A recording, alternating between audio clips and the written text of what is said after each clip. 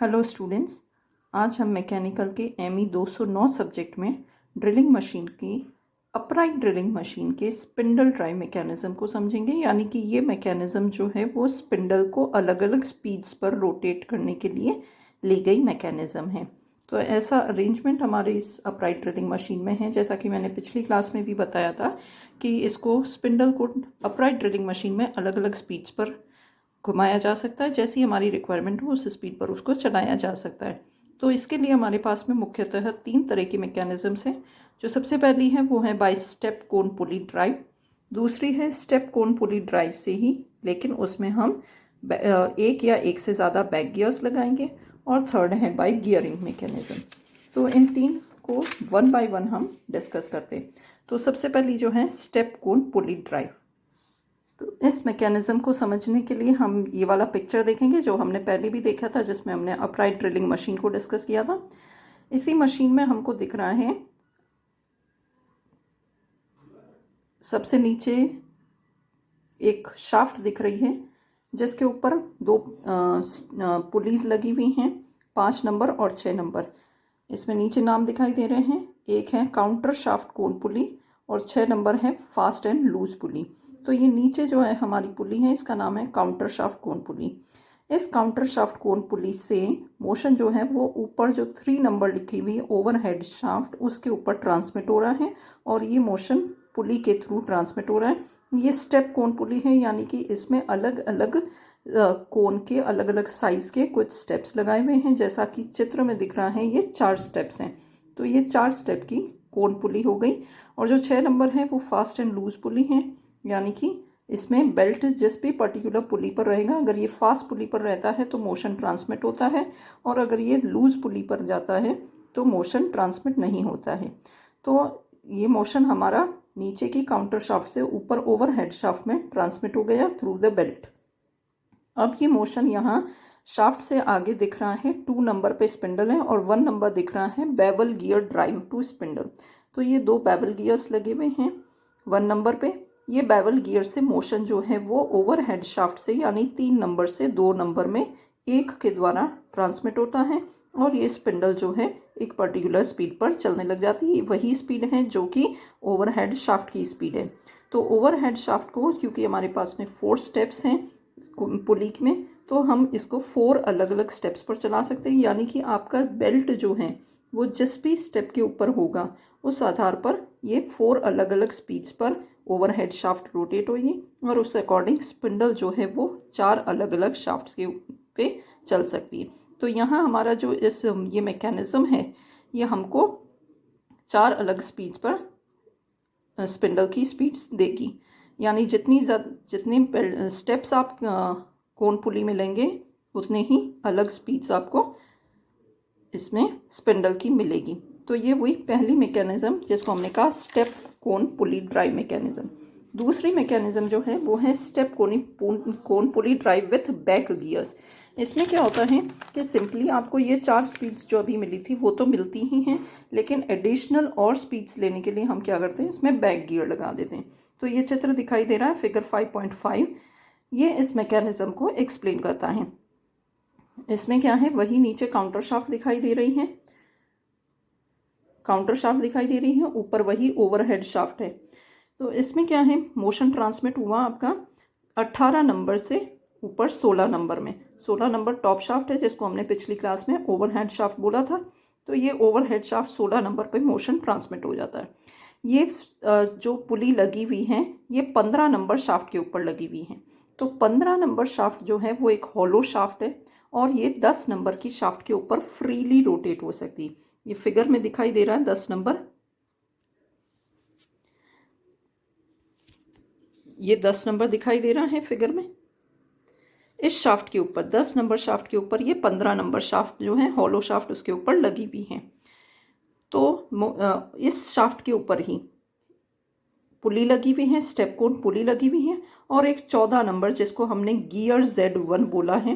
तो Z1 size का gear जो है वो भी इसी हॉलो शाफ्ट के ऊपर लगा हुआ है, 15 के ऊपर लगा हुआ है।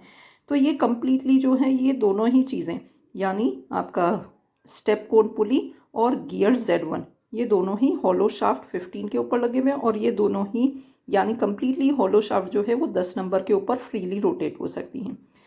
10 नंबर की शाफ्ट के ऊपर एक 13 नंबर का स्लाइडिंग क्लच लगा हुआ है। इस स्लाइडिंग क्लच को हम ऑपरेट कर सकते हैं with the help of lever 21 नाम के लीवर से हम इसको ऑपरेट कर सकते हैं। यानी ये 13 नंबर जो है क्लच जो है वो इस गियर नंबर Z1 यानी 14 नंबर के गियर के साथ में एंगेज या डिसएंगेज किया जा सकता है। जब गियर लीवर को लेफ्ट साइड में घुमाया जाता है तो जो क्लच है वो एंगेज हो जाता है और 21 करने पर क्लच जो है डिसएंगेज हो जाता है। इसके बाद 14 नंबर के नीचे 24 नंबर का गियर दिख रहा है और 24 और 22 नंबर का गियर, ये दोनों एक ही शाफ्ट पे लगे हुए हैं। 22 और 24 नाम के गियर जो हैं ये दोनों एक ही शाफ्ट पे लगे हुए हैं। ये शाफ्ट थोड़ी नीचे दिख रही है। 14 और 24 आपस में एक दूसरे से मैशिंग में हैं और इस तरफ 22 और 12 नंबर का गियर जो है वो दोनों एक साथ मैश हो रहे हैं। तो मोशन जो है, जब हमारा सबसे पहला केस हम लेते हैं कि हमने 21 गियर को जो है राइट साइड में घुमाया, उससे क्या होता है क्लच जो है 14 नंबर के साथ में जुड़ता नहीं है, डिसएंगेज हो जाता है। तो मोशन किस तरह से ट्रांसमिट होगा, क्योंकि आपका सबसे पहले नीचे की जो शाफ्ट है काउंटर शाफ्ट, उससे मोशन आता है 15 नंबर पर और 15 नंबर की शाफ्ट जब रोटेट होती है उसके ऊपर ही लगा हुआ 14 नंबर का गियर जो है वो रोटेशन में आता है। उसका मैशिंग 24 नंबर के गियर के साथ मोशन ट्रांसमिट हो जाता है 24 नंबर में। 24 और 22 चूंकि एक ही शाफ्ट के ऊपर लगे हुए हैं तो सेम स्पीड पर, जिस स्पीड पर 24 घुमा उसी स्पीड पर 22 का गियर घूमता है और आगे मोशन ट्रांसमिट हो जाता है 12 नंबर के गियर पर। ये 12 नंबर का गियर जो है वो 10 नंबर की शाफ्ट के ऊपर फिक्स किया हुआ है। तो 12 नंबर के गियर में रोटेशन आने से जो 10 नंबर की शाफ्ट है वो भी घूमने लगती हैं और ये 10 नंबर के शाफ्ट से मोशन जो है स्पिंडल में ट्रांसमिट होता है with the help of bevel gear number 9। तो 9 नंबर जो है वो आपका बेवल गियर दिख रहा है।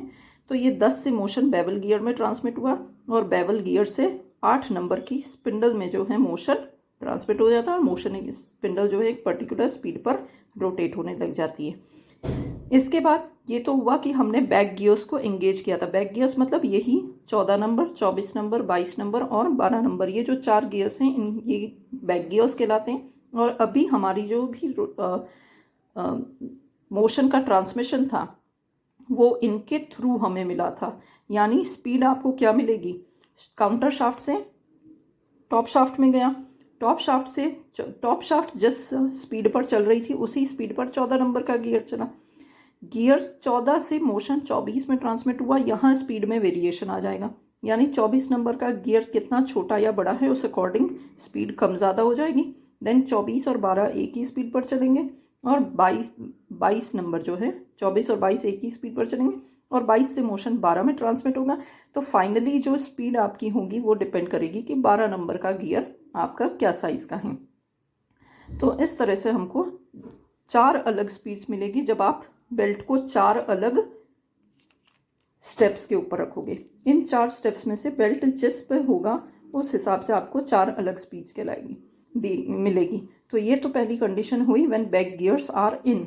दूसरे केस में क्या करेंगे, बैक गियर्स आउट कर देंगे। उस केस में क्या करते हैं कि जो ये 21 नंबर का लीवर है इसको हम लेफ्ट साइड में मूव करेंगे। जैसे ये लेफ्ट साइड में शिफ्ट होगा ये जो क्लच है ये 14 नंबर के साथ में एंगेज होगा और जो 22 और 24 है उनका ऊपर से कॉन्टैक्ट हट जाता है।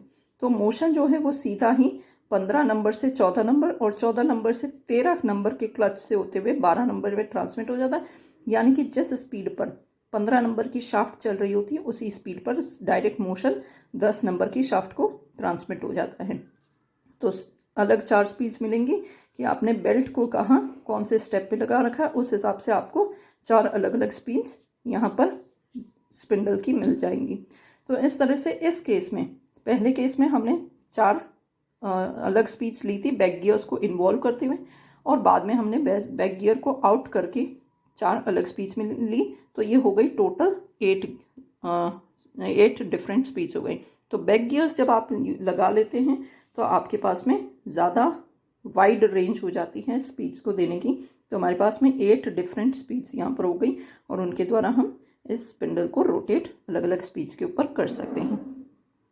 और जो थर्ड मैकेनिज़्म आती है वो है आपका बाय गियर ड्राइव मैकेनिज़्म। तो जैसा हमने लेथ मशीन में देखा था, लेथ मशीन में हमने देखा कि हमारे पास में स्पिंडल गियरिंग मैकेनिज़्म थी लेथ के चक को, या वहाँ पर भी ये जो स्पिंडल था उसको हमको अलग अलग स्पीड पर चलाने के लिए गियरिंग मैकेनिज़्म थी।